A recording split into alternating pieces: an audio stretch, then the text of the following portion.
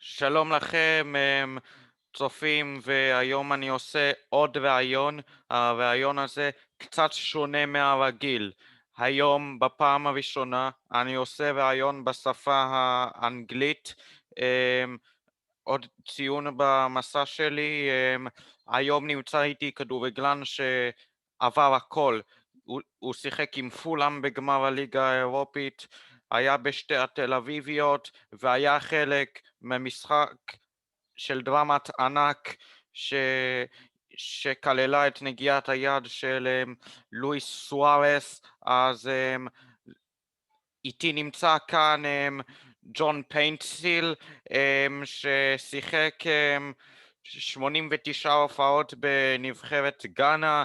הראיון המקורי בשפה האנגלית יעלה ליוטיוב, ובתקווה שאני אתן תקציב בשפה העברית למה שהיה. עכשיו הזמן להיות עם ג'ון פיינטסיל. Hello, John.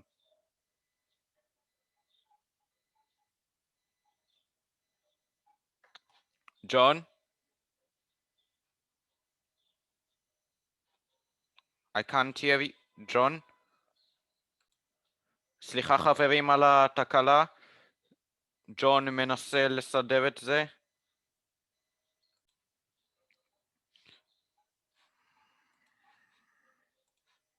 הנה ג'ון חזר ואנחנו מיד נתחיל בראיון. Start. Good to have you here. Thank you, and then good to hear from you as well. As well, how it is going your life here in Ghana? Everything is going perfect. All is well after a very long career in Europe and Africa. I'm back in my own country, Ghana. So all is well. I started my coaching as well. So everything is perfect. Yes, I'll ask you the same questions I sent you on WhatsApp on Monday as you're requested.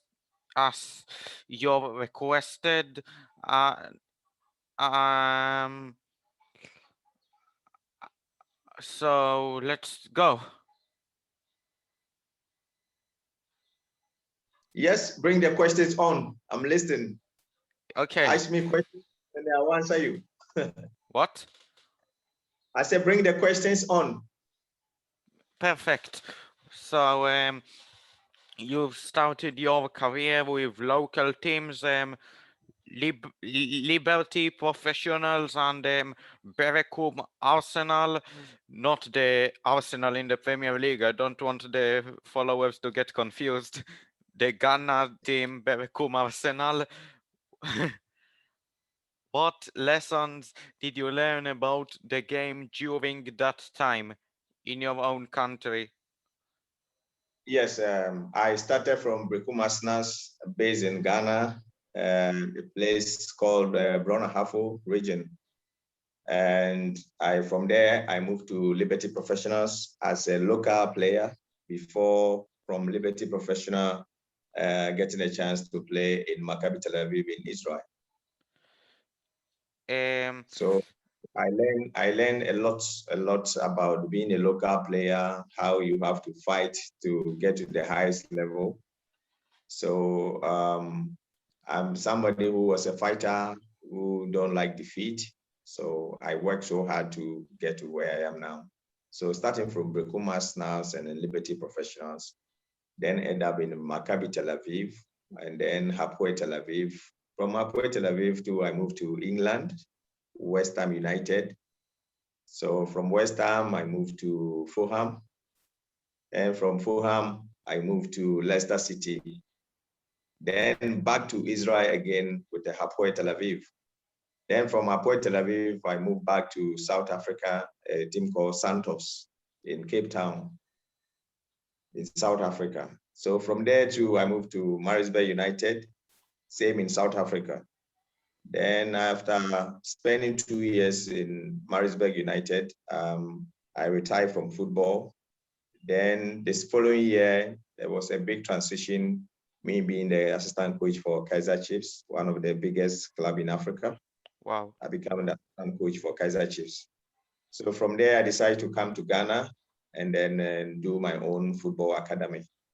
So right now I have a football academy called John Football Academy here in Ghana. Wow, that So was long journey and coming back home, giving back to my people. wow. So that was like a brief of your playing time. Before I'll ask again the questions.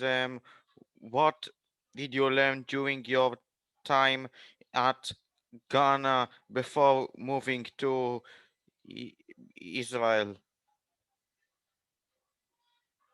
Yeah, I learned so many things because footballer need to be disciplined, respect, hard work, determination.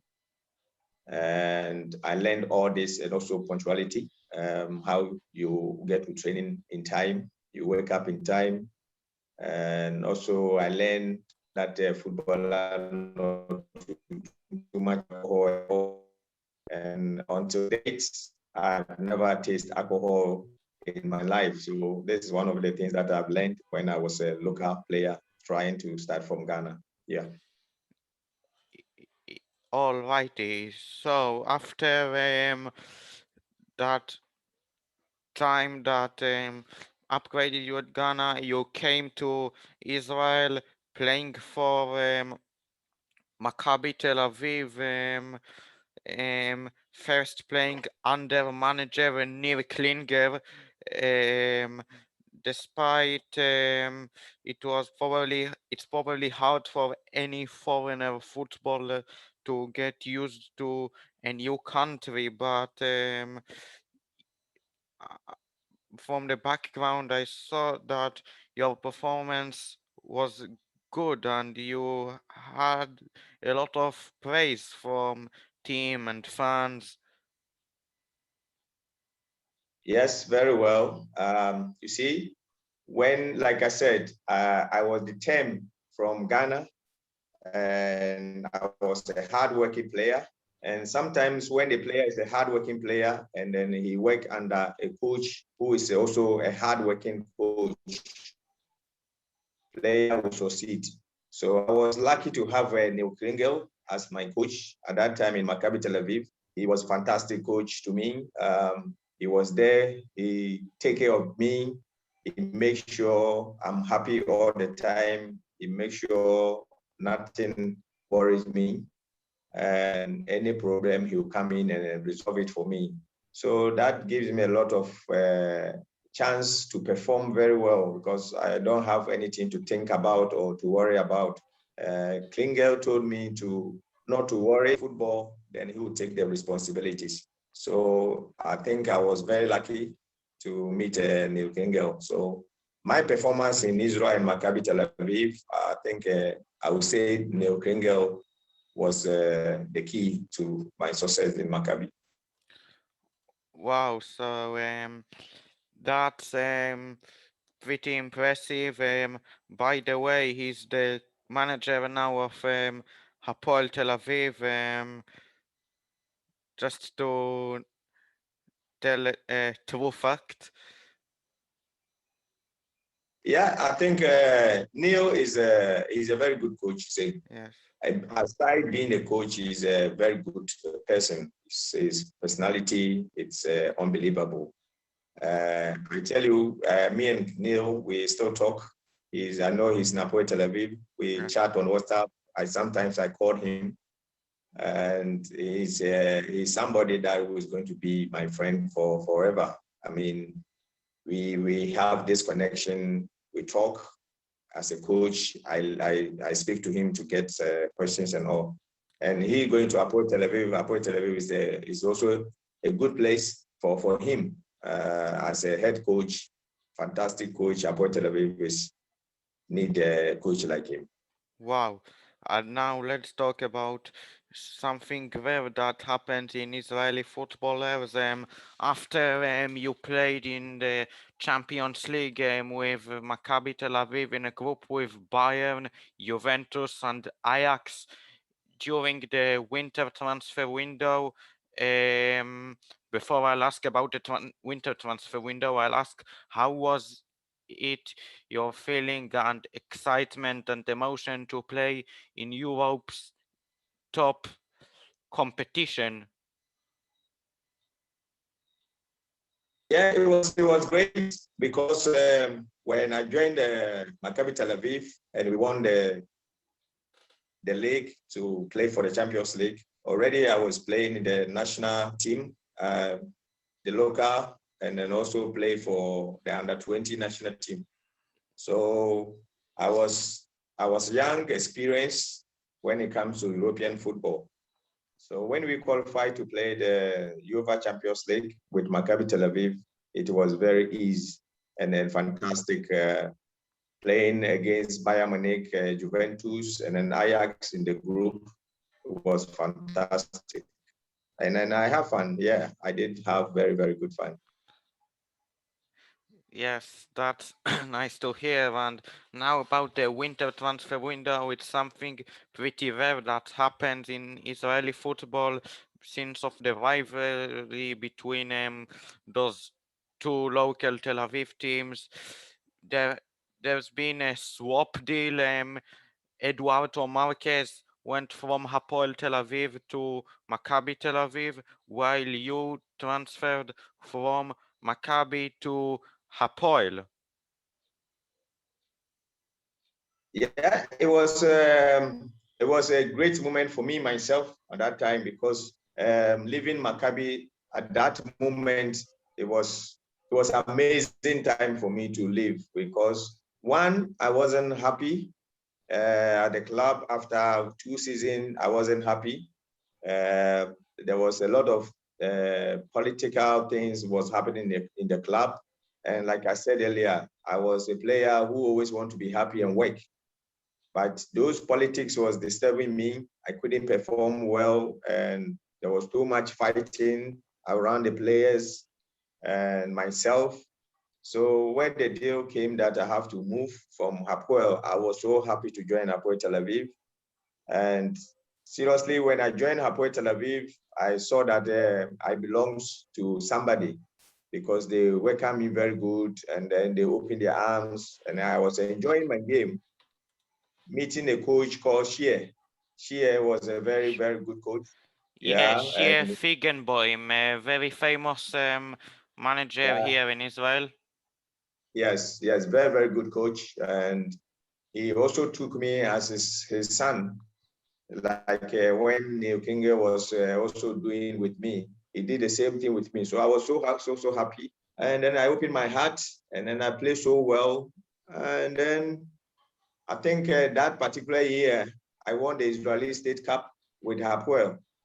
So it was a great moment. In Maccabi, I won the league with Maccabi, and then with Hapoel, I won the State Cup. So I think both clubs, I was able to do something better for the club. So yeah, it was a great move from Maccabi to Hapoel Tel Aviv at that time. That's amazing. During times for during your time in Hapoel, you did something that it's almost rare for a defending fullback. You've managed to score 3 goals, I believe it was, for Hapoel. What was the memorable one for you? Yeah, the memorable one was amazing one when we won the State Cup because always the ultimate is the best. You can play all the tournament or the groups, but if you don't win anything, you don't do anything.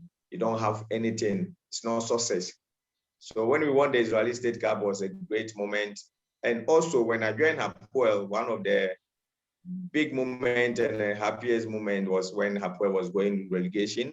And then when I joined the team, we pushed, we fought so hard to survive in the league. and then won the state cup. It was amazing. Yeah. Okay. Now let's talk about 2006 World Cup. You were drawn in Group E with Italy, Czech Republic, and the USA. A lot of people thought that it will be a tough group. It was your debut tournament, of course. After you lost 2-0 to Italy, you went on to beat USA and the Czech Republic before losing to magnificent Brazil in the round of 16. Yes, true. 2006 was amazing tournament. It was Ghana first time qualified to play the senior men World Cup. It was the first time. And also me being the part of that group, it was amazing one. It was a historic. We wrote our name in bold. Like now when we call players who qualified Ghana for the first time to World Cup, I'll be one of them. Yes, we were inexperienced in that level of a tournament, unlike Brazil, Italy, France, who has been there all the time. We were like underdogs. We were coming, we didn't know anything, but we were able to beat Czech Republic and the United States of America, who was ranking highest in the world football. So it was great. For me, I think the Israeli league was competitive. That helped me to achieve at the World Cup at that highest level. Through that, I got opportunity to move to England. So 2006 World Cup in Germany, it was a fantastic tournament for myself and for my fans. Yes, I'm pretty sure we'll talk about more amazing cup later.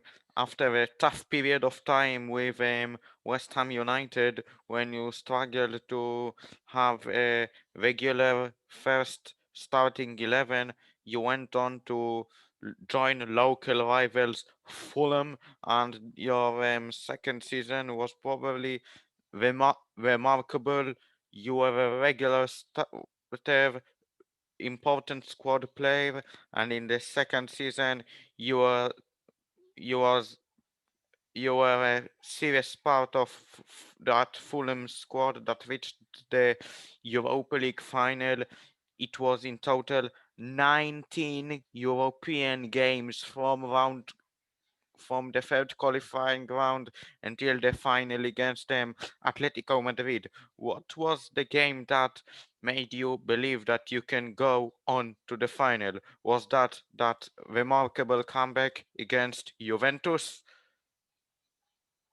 Yes, I think beating Juventus gave us that opportunity to see ourselves going to the final because Juventus was a very, very good team, good squad with a good manager. So we started Fulham, we started very well as well because in the league we were the top 7 and then everything was okay. We were having a good manager, Roy Hodgson, fantastic manager. He's Yeah. a coach who don't change players around, losing team. He always keep his players going. And yes, I was performing every week, every weekend, every weekday for the team. And Roy likes players who are always giving their 100%. And I'm one of the players who always give 100 and over percent on the field of play.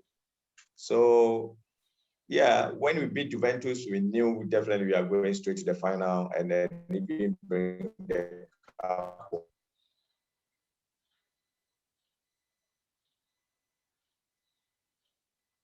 I, I can't hear you.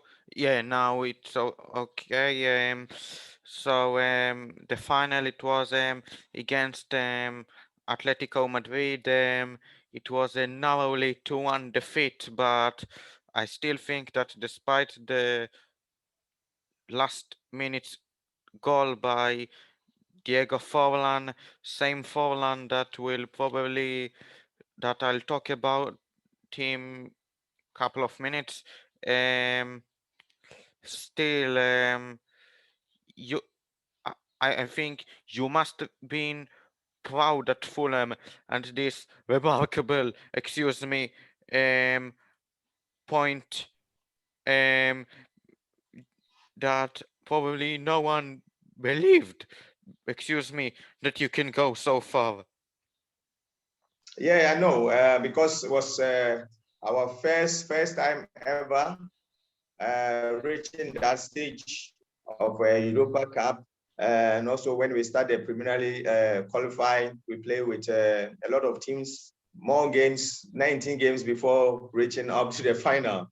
So you could tell you that it wasn't easy journey. It was a long journey. Nobody thought Fulham will reach final on that stage, but we kept going. We had fantastic manager who kept us going, who was managing the team very well, and then he believed in every player's ability in the team. So I think when you come together as a team, that was the key point that helped the team to reach the Europa Cup final. Yes, it was amazing. I'm just having a look, and your journey, it was remarkable. You passed teams like Roma, Juventus, of course, Ukrainian Imperi, Shakhtar Donetsk, Wolfsburg, Hamburg. Wow. It was amazing. Yeah, we Yes. met top class teams on our way, and we were able to beat them and make our way through to the final. Yes, so that impressive performance made you being included for the second World Cup. This time it was in a familiar area for you in South Africa.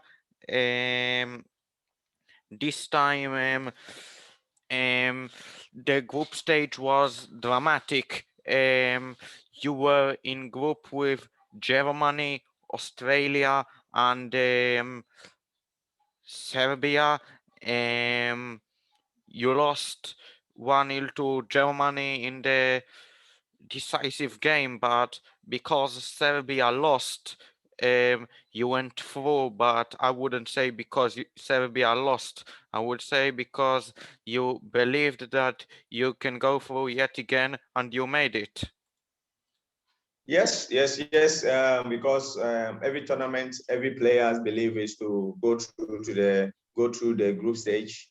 That was what we are targeting. So we went in to play Germany. Strongly wanted to beat Germany, but at the end of the day, we lost it. But at the end of the day, when it comes to head-to-heads, team to team, we had already beaten Serbia. So Serbia losing to US to qualify Ghana automatically. So that was what happened, and we believe Yes. that we deserve to qualify that stage. Yes, second qualification in a row, and this time it was by a better goal difference since Australia defeat 4-0 to Germany, and in the round of 16 you didn't stop extra time win against United States. Prince and Gian were scored that made Ghana the first African side, the second, excuse me, after Cameroon, of course, that reached the World Cup quarterfinals. Yes. I think it was amazing. I mean, being part of that historic as well. Ghana being the second to get to the FIFA quarterfinal. Especially being part of that historic was amazing. And yes, we fought so hard to get there, and until now we believe that we did qualify to the semifinal, because then the rules were changed. What happened between Ghana and then Uruguay, that changed everything. But yeah, we Yes, have and that that moment we'll see now on the screen, and it was unforgettable. Luis Suarez did a handball here. You can see. At the very death Let's of the have a look. match. Mensah will be one of those up for it. It's going to get the flick in, and Muslera, oh, cleared on the line. Here, Luis Suarez, right on the line, blocked and saved a 100% goal. Later, you at Samoa Gyan had a penalty. It was 1-1. Muntari scored, but Cavani, Forlan, excuse me, equalized, and then Gyan had a chance to make history, but however, life had different ideas. This is why now. To send Ghana into the semi-finals of the World Cup, and he hits the bar. Unbelievable. So this game was dramatic, heartbreaking. How can you explain it in the end after all? Oof. Well, you know, What? at that time, I will use my example, experience enough to understand that situation, that football can humble a footballer, football can humble a fan, football can humble anybody that supports football. When that time comes, you wouldn't know until it happens. So you see the time that we missed the penalty, it was score and then off the game. The game was already done. But you see, this thing happens to a great players and then a great team. It was a good story that we will talk about it in future when we are old, and then how to tell stories to our grandchildren and our kids and all. So it's going to be part of our historic stories. I mean, talking about the goal line when Luis Suarez used his hand to pick the ball from the line, for me, it was supposed to be a goal. The last man on the line, you are not a goalkeeper. Using your hand is a cheat. That means you are cheating the whole world, people, football lovers. So when the referee disallowed that goal, it was heartbreaking. But the decision was not in our hands. The power wasn't with us. So the power was with the referee and his linesmen. So they made that decision. But we still believe that we beat Uruguay and we qualified to the semifinal, but because we were denied to play the semifinal. I know, but after all, still, I think in the social media it was a lot of a lot of crazy things about Suarez. Probably the Uruguay media called him hero and all of this stuff, while probably the African social media said he's a cheater and all these things. But Luis Suarez is not our main talk. The main talk is to say that this campaign was probably Ghana's best campaigns, that as did you say earlier, young children, the future can learn from it. Yes, exactly, because that's why I've said in Africa, the way our coaches, our managements, our chairmen teach us from the grassroots, they teach us with respect and discipline. So when it comes to a situation like Luis Suarez did in the game, you will never see, excuse my word, never see any African player doing that, because we believe that cheating is not good. We believe in fair play. That is why when we play strong, we are aggressive, and we are technique, we have the speed, everything. So it's going to be a story to tell one day, like we are saying. It's something that we will never forget in our football history. It's something that every week, every month, every year, people keep talking about it. If not because he used his hand to pick the ball, Ghana would have won the World Cup. That is what we are saying. So it's going to be a story that we'll never, never forget in the history of African football. Yes. So I don't want this. I want that window. So as you told me earlier, after brief spells with Leicester City and again with Hapoel Tel Aviv, excuse me 1 minute. After brief spells with Leicester City, again with Hapoel Tel Aviv, I will ask you a question about Hapoel Tel Aviv.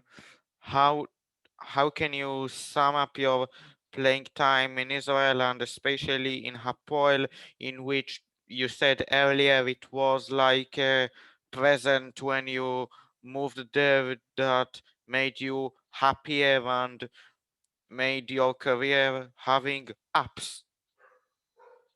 Yes. With Hapoel Tel Aviv, I own them a special place in my heart. That's the place that gave me the opportunity to move to England when things were very, very hard for me at Maccabi Tel Aviv, when people were not regarding me, frustrating me in Maccabi. And Hapoel Tel Aviv took me, and then they changed things around for me. And I became one of the good players in Europe, not only in Ghana, but I got the opportunity from Hapoel, playing for Hapoel, gave me that opportunity to play in England. So I always said, that's why when you come to where I sit, I always have Hapoel Tel Aviv banner everywhere I go, because Wow. I'm somebody, I don't forget where I come from. And I always remember those who do good for me. This is how my life is. So yeah, Hapoel Tel Aviv was like a home, and I believe one day, now that I'm a coach, definitely I'll make sure I will coach Hapoel Tel Aviv one day, yes, or sooner. Yes, so speaking of which, about coaching, after you've retired from professional football as a player, you've been a assistant manager. I don't know if you're still the assistant manager or not, but you were the assistant manager of the one of the top clubs in South Africa, Kaiser Chiefs. Um, how was it for you, that new fresh challenge of learning those management skills? Yeah, it was a great transition. It was great opportunity, great experience. Especially the coach who coached me at Marisburg United asked me to become his assistant when he moved to Kaiser Chiefs. So he knew the quality that I was having, that I think I can help him.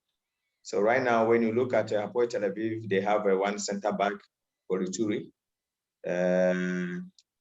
His name is Sia Bonga. Siande Kolo.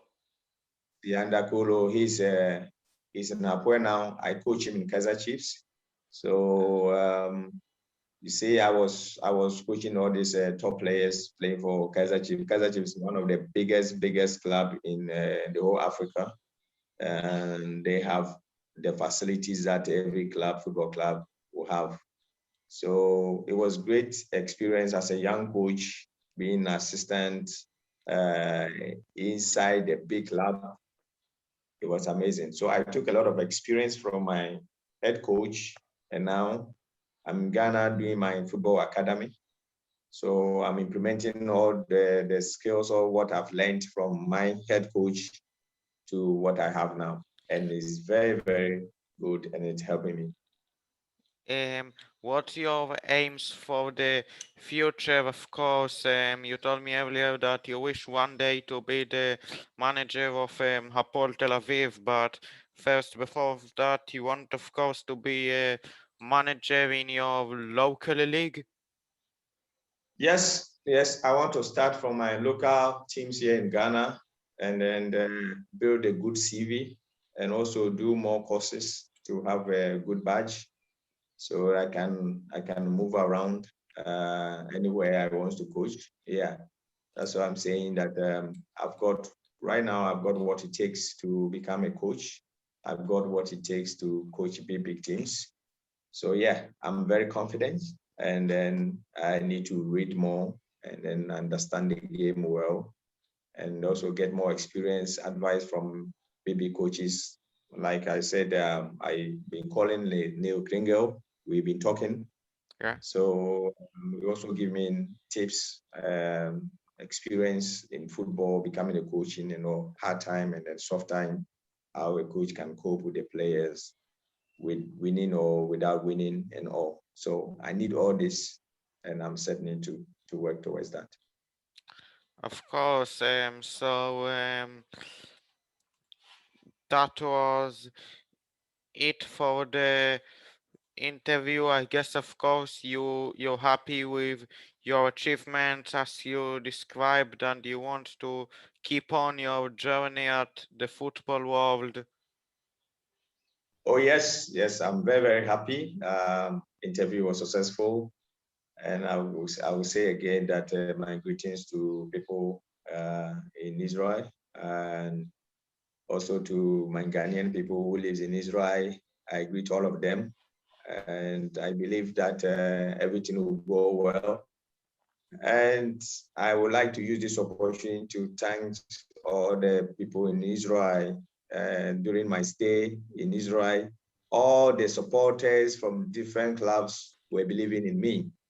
You don't see Maccabi Netanya supporter see me and walking past me. Netanya, Beersheva, Yerushalayim, Maccabi Haifa, Hapoel Petah Tikva, Ashdod. I mean, all the supporters were loving me because of my hard work. They don't see me because I play for Maccabi or Hapoel Oli, but all the people in the country give me all the maximum support. So I will say thanks to everybody, and I'll say to Dalaba. Yeah, so I just say that in my language, of course, לכל אוהדי הפועל תל אביב, ג'ון מוסר לכם מלא thank you, תודה רבה, יש לו אליכם הערכה גדולה מאוד. I told him that you have a high support to הפועל תל אביב fans and players. Yes, it's amazing, and a big love to Hapoel Tel Aviv and then the supporters for the love they show me, and then also to Maccabi Tel Aviv supporters, and they were also amazing. When I joined Maccabi Tel Aviv, they were there. When I moved to Hapoel Tel Aviv, some of the supporters were still crying and not happy. I know they love me so much, but yeah, that's football. So love goes to Maccabi Tel Aviv fans at the same time. Love goes to Hapoel Tel Aviv, and then I love them so much. Okay, so that was it. How I will sum it up. My first ever English interview. First 5 minutes. Like my first interview in my own language. It was a little bit different, but as we're getting used to it, we can see the excitement and having a positive motivation to enjoy and to talk about your career, and that was happened. I enjoyed our great time together and I appreciate that. Wishing you all the best in the future, and I hope you will succeed and go far. Thank you so much, and bless you. I wish you all the best as a young journalist. Yeah. I will say congratulations to you. You have choose a good job, and English interviews is also the best. And Yes. then I wish you all the best. Don't forget, anytime you can come to my door, anytime you want interview, I'll be here for you. Okay. Stay blessed, my friend, Thank you. and nice talking to you. Nice talking to you. Cheers. Bye. Bye.